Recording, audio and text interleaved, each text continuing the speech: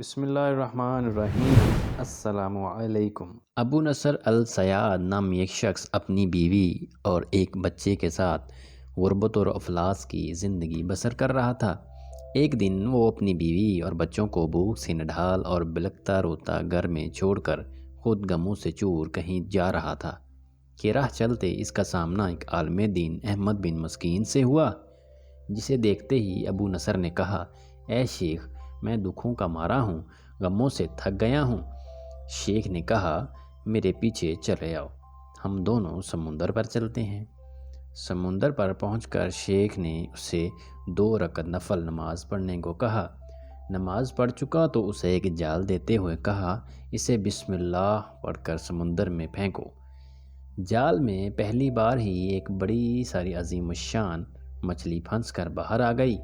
شیخ صاحب نے ابو نصر سے کہا، اس مچھلی کو جا کر فروخت کرو اور حاصل ہونے والے پیسوں سے اپنے اہل خانہ کے لیے کچھ کھانے پینے کا سامان خرید لینا۔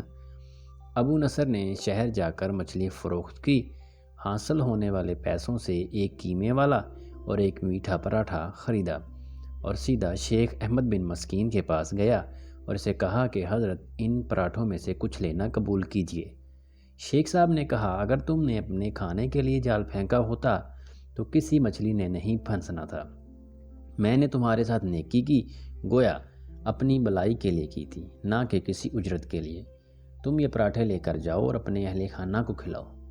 ابو نصر پراٹھے لیے خوشی خوشی اپنے گھر کی طرف جا رہا تھا کہ اس نے رستے میں بھوکوں ماری ایک عورت کو روتے دیکھا، جس کے پاس ہی اس کا بے حال بیٹا بھی بیٹھا تھا۔ ابو نصر نے اپنے ہاتھوں میں پکڑے ہوئے پراٹھوں کو دیکھا اور اپنے آپ سے کہا کہ اس عورت اور اس کے بچے، اس کے اپنے بچے اور بیوی میں کیا فرق ہے؟ معاملہ تو ایک جیسا ہی ہے، وہ بھی بھوکے ہیں اور یہ بھی بھوکے ہیں، پراٹھے کن کو دوں؟ عورت کی آنکھوں کی طرف دیکھا تو اس کے بہتے آنسو نہ دیکھ سکا اور اپنا سر جھکا لیا۔ پراٹھے عورت کی طرف بڑھاتے ہوئے کہا، یہ لو، خود بھی کھاؤ اور اپنے بیٹے کو بھی کھلاؤ۔ عورت کے چہرے پر خوشی اور اس کے بیٹے کے چہرے پر مسکراہٹ پھیل گئی۔ ابو نصر غمگین دل لیے واپس اپنے گھر کی طرف یہ سوچتے ہوئے چل دیے کہ اپنے بھوکے بیوی بیٹے کا کیسے سامنا کرے گا۔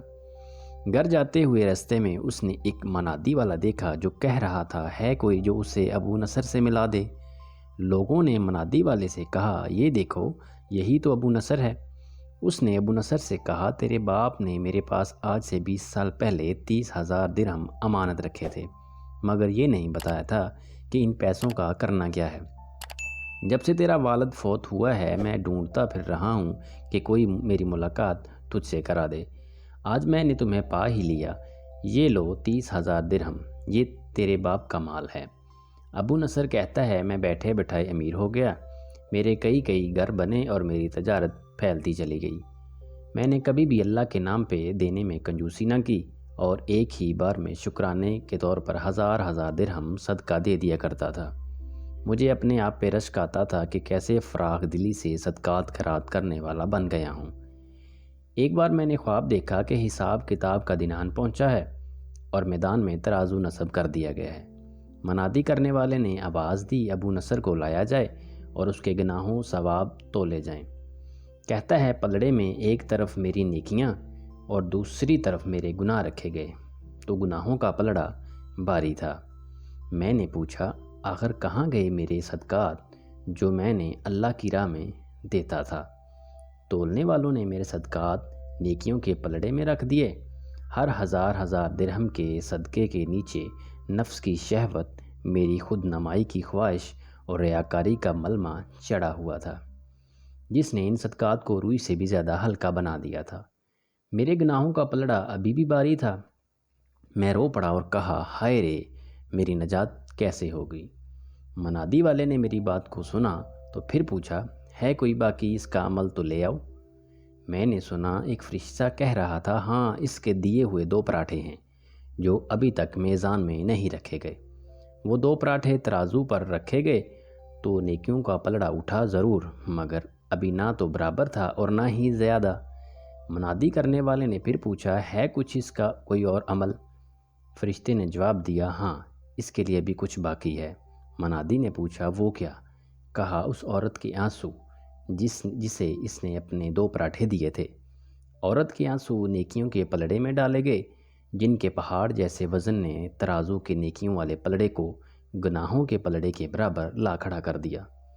ابو نصر کہتا ہے میرا دل خوش ہوا کہ اب نجات ہوئی۔ اور اسی کے ساتھ آج کی یہ ہماری مزیدار سی ویڈیو اپنے اختتام کو پہنچی۔ ویڈیو اچھی لگی ہو تو اس کو لائک، شیئر اور چینل کو سبسکرائب لازمی کریں۔ ملتے ہیں اگلی ویڈیو میں، تب تک کے لیے اللہ حافظ۔